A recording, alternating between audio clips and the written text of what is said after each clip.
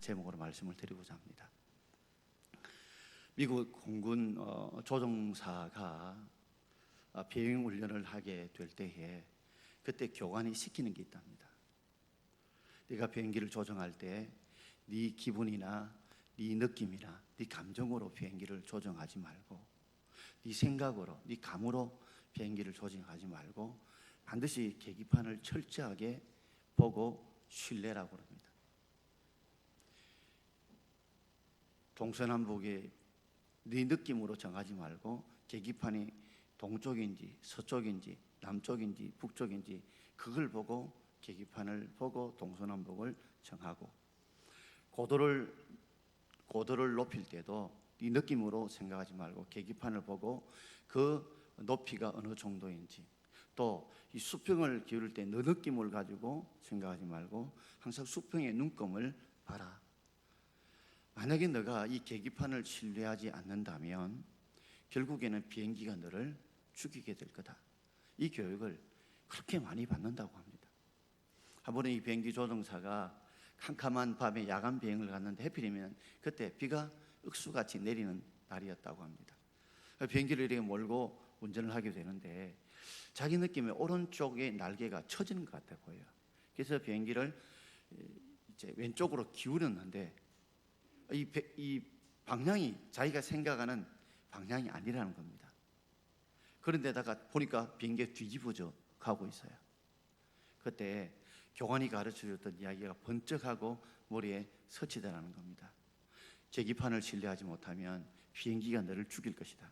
그래서 자기 감으로 비행기를 조정하지 않고 계기판을 보고 수평을 보고 고도를 보고 무사히 공항으로 훈련장으로 비행장으로 돌아왔다는 것입니다.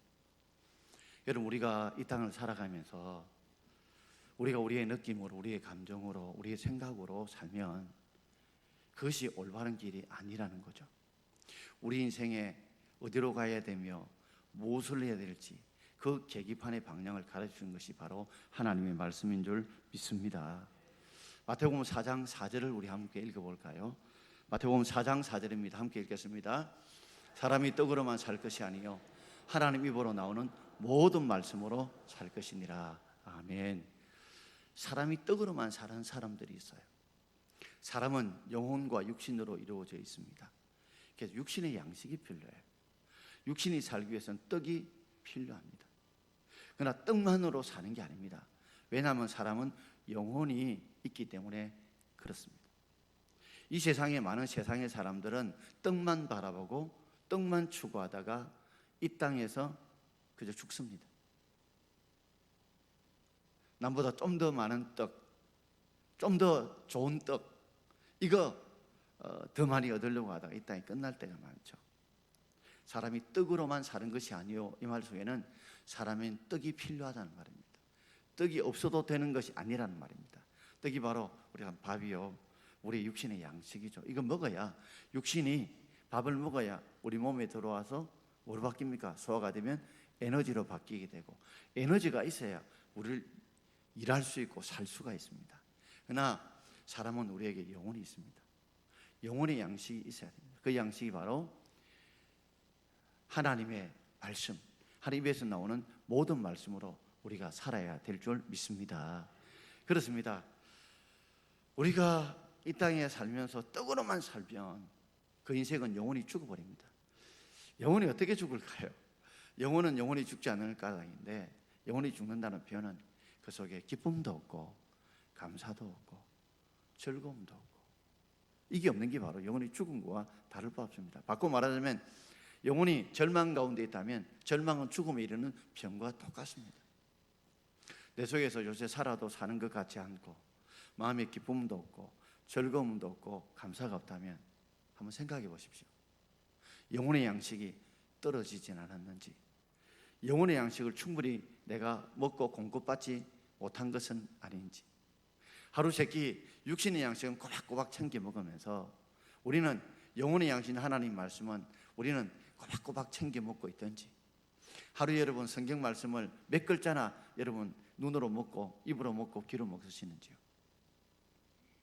그러다 보니까 현대인들이 참 육신의 양식만 먹고 영혼의 양식이 하나님 입에 나오는 모든 말씀을 얻지 않은 까닭에 영혼들이 죽어가 되는 것이죠. 그러다 보니까 절망도 오고 자들도 오고 불평도 오고 원망도 시기 분노, 이게 다 영혼이 메말라서 그런 상황이 된 것이 아닐까요?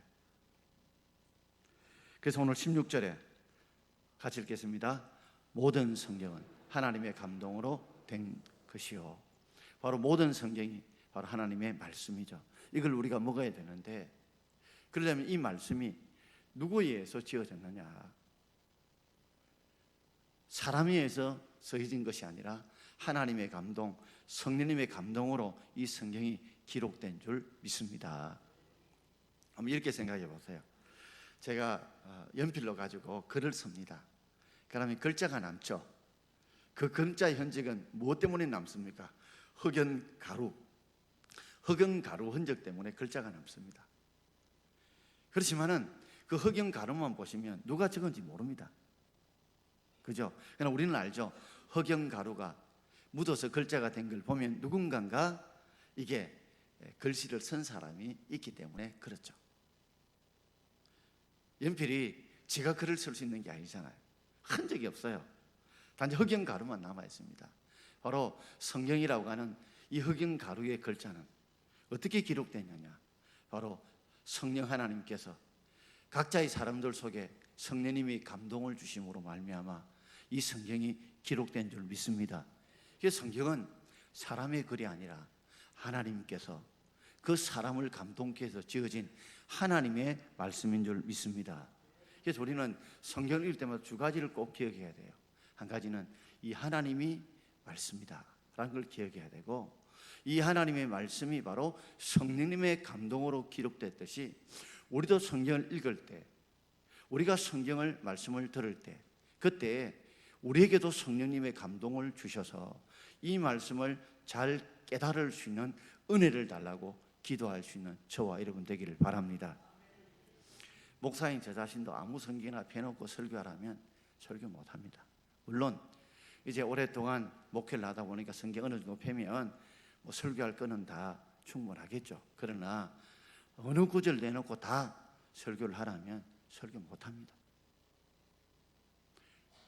목사도 성경을 읽고 또 책을 보고 주석을 보고 여러 사람의 설교를 듣고 연구를 해서 마치 호미를 가지고 고구마를 캐듯이, 감자를 캐듯이, 어떤 데는 산삼뿌리를 캐듯이 한 올이라도 다치지 않도록 그렇게 캐어서 그렇게 말씀을 전하게 되는 것입니다.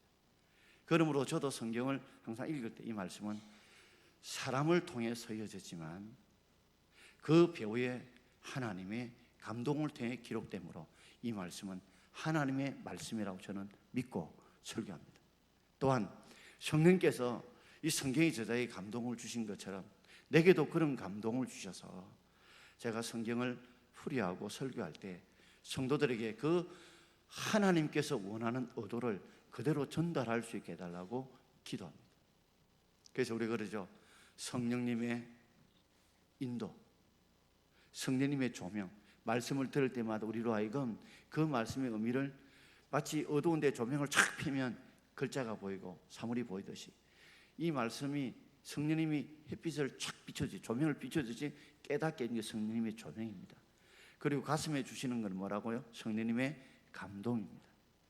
그걸 내가 주시는 인도, 즉 조명과 가슴의 감동을 내가 손과 발로 순종하는 자에게 성령님이 뭘 부으셔요? 권능을 부어주실 줄 믿습니다.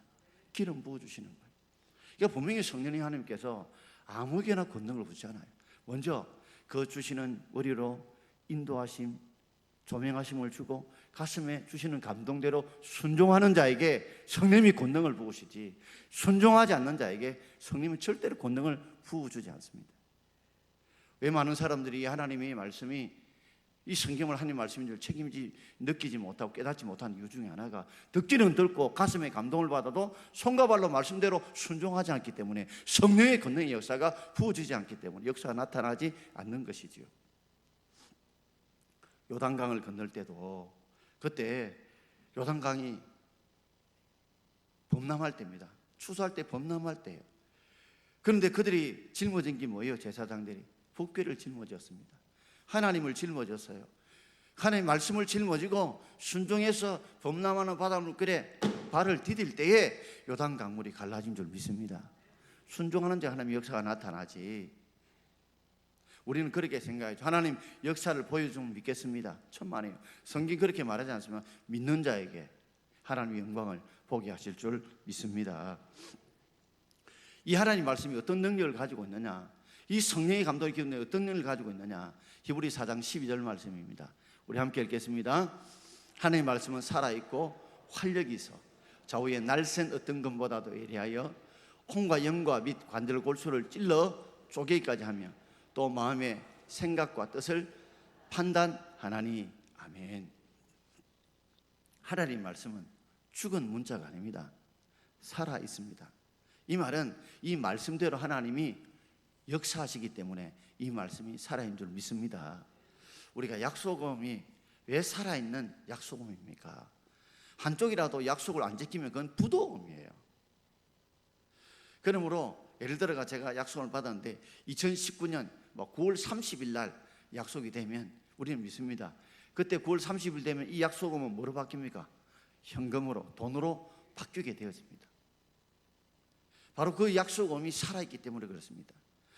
하나님 말씀이 살아있는 이유는 하나님이 말씀대로 움직이시는데 그것이 바로 활력입니다. 하나님의 힘을 가지고 있습니다. 살아있는 힘을 가지고 있습니다. 그래서 그 말씀의 능력은 좌우의 어떤 날쌘 금보다도 예리하여. 우리 이제 이 금으로 우리가 칼로 사람들을 수술하죠. 수술하듯이 그 말씀은 우리의 육신을 치유하십니다. 혼과 영과 관절 골수를 찔러 쪼개기까지 해서 마치 우리의 육신을, 우리 영혼을 치유하시는 그런 능력을 가지고 있는 줄 믿습니다. 또한 마음과 생각과 뜻을 판단한다. 마음의 생각과 뜻을 판단한다는 말은 무엇이 옳고 그른지를 하나님께서 말씀을 통해서 우리에게 깨우쳐 주신다는 말입니다. 그러므로 우리가 영과 육신을 가진 우리 까닭에 떡만 먹지 말고 반드시 우리 영혼이 살기 위해 하나님 말씀을 먹어야 될 줄 믿습니다. 이 말씀이 하나님 말씀이라 먹되 이 말씀이 반드시 살아있기 때문에, 활력이 있기 때문에 우리의 혼과 영과 간조를 찔러 쪼갭니다. 그래서 우리가 회개가 터져나오고 하나님 앞에 참 서운하게 되고 하나님의 은혜라고 고백한 이유도 그 말씀이 역사죠. 그리고 마음의 생각과 뜻을 판단해서 옳고 그름을 우리가 말씀을 통해서 우리가 판단하게 되어지지 않습니까?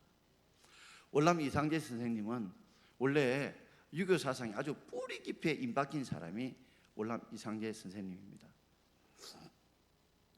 그가 독립운동을 하다가 감옥에 갇혔는데 감옥에 지금 같으면 책이라도 이어주고 이럴 건데 당시에는 그런 게 없었던가 봐요.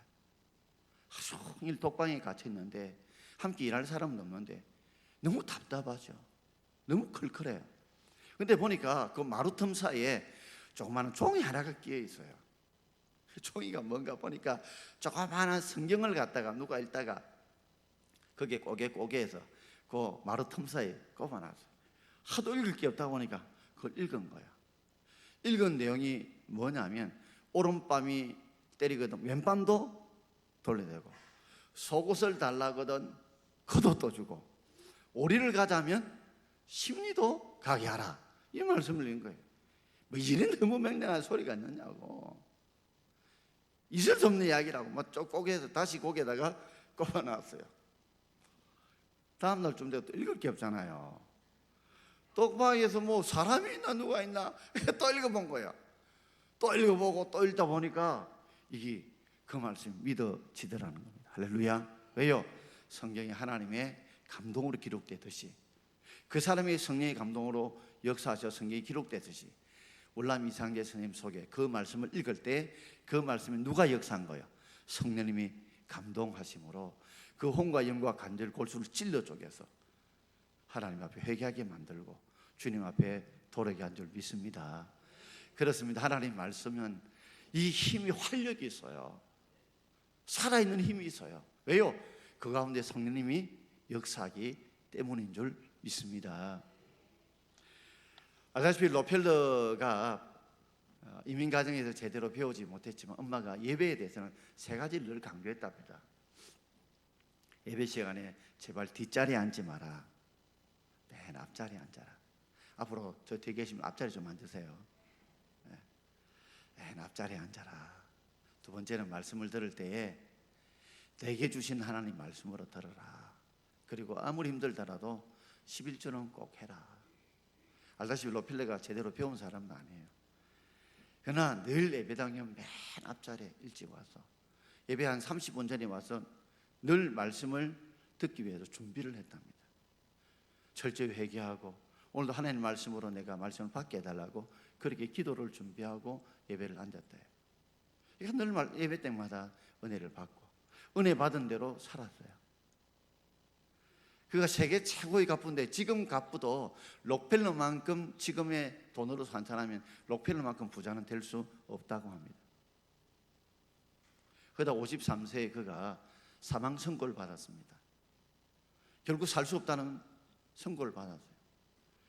돌아보니까 자신이 많은 재산이 아무 소용이 없다는 걸 깨닫게 되고 그때 그는 그 돈을 풀기 시작했습니다. 교회도 짓고 어른자도 돕고 병원도 세우고 학교도 세우고 53세 의사가 몇 달 살지 못하고 죽는다고 했는데 꽃배기로 더 살다가 98살에 하나님 품으로 갔습니다. 여러분.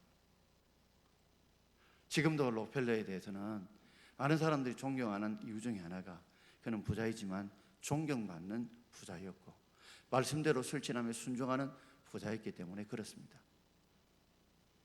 하나님 말씀이 그 속에 역사할 때 그 말씀대로 순종할 때 말씀은 활력이 있어서 우리의 삶의 생각과 뜻에 올바른 판단을 주게 만들고 그 판단대로 순종하니까 하나님 그에게 복을 주신 줄 믿습니다.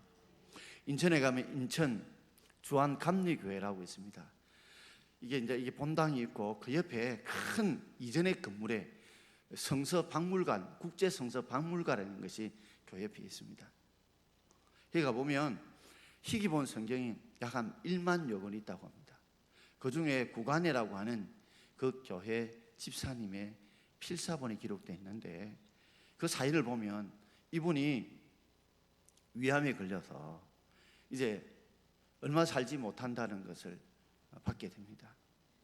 곰곰이 돌아보니까 이제 얼마 남지 않은 인생을 내가 어떻게 살면 가장 보람된 인생으로 인생에 마감할 수 있을까 싶어서 그동안 바쁘게 산다고 제대로 성경 말씀 읽지도 못했는데 이제 암에 걸려서 살아갈 길이 없는 줄 알고 성경을 필사하기 시작했습니다.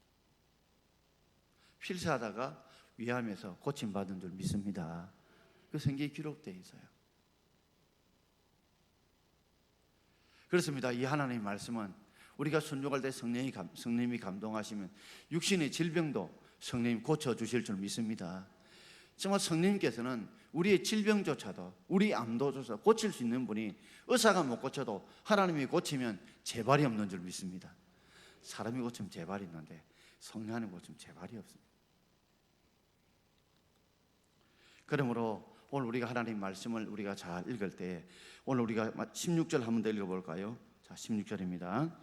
모든 성경은 하나님의 감동으로 된 것으로 교훈과 책망과 바르게 함과 의로 교육하기에 유익하니. 그래서 우리가 말씀을 들을 때 교훈으로 들어야 됩니다. 자, 이게 무슨 말이냐면 이 말씀을 들으면서 내가 이렇게 살아야 되겠구나, 이렇게 믿어야 되겠구나, 이렇게 행동해야 되겠구나, 이렇게 내가 마음가짐을 가져야 되겠구나 라고 긍정적으로 내가 어떻게 해야 될 것을 성경이 우리에게 가르쳐주는 것이 바로 교훈입니다. 책망은 뭘까요? 내가 이래 살면 안 돼. 그렇구나. 이렇게 원망불평하고 살면 안 되고 내 속에 미움을 가지고 있으면 안 되고 내가 분노를 가지고 있으면 안 되고 이것을 나로 하여금 깨닫게 해주는 거. 이게 바로 책망이죠. 성경에는 두 가지 있습니다. 이렇게 해라고 하는 뭐요? 바로 교훈과 하지 말라고 하는 책망으로 이루어져 있어요. 이 교훈과 책망의 말씀을 내가 잘 들으면 내가 어떻게 됩니까? 바르게 함이 바르게 될 줄 믿습니다. 내가 바르게 되는 거죠. 하나님 앞에 내가 내 삶이, 내 인격이, 내 심령이, 내 삶이 바르게 될 줄 믿습니다. 뿐만 아니라 의로 교육하기에 유익하다. 내가 하나님의 그 의를 이루도록 하나님이 나를 교육하는 것이 바로 뭐요? 하나님의 말씀인 줄 믿습니다. 그래서 17절에 의를 이렇게 표현하고 있습니다. 자, 우리 17절 말씀 함께 읽겠습니다. 이는 하나님의 사람으로 온전하게 하며 모든 선한 일을 행하게 온전하게 하려 함이니라. 아멘. 을을 이루던 데에 유익하게 한다. 이게 바로 우리가 하나님의 사람으로 온전하게 되는 것. 그리고 모든 선을 행해 온전하게 되는 것. 이게 바로 어죠.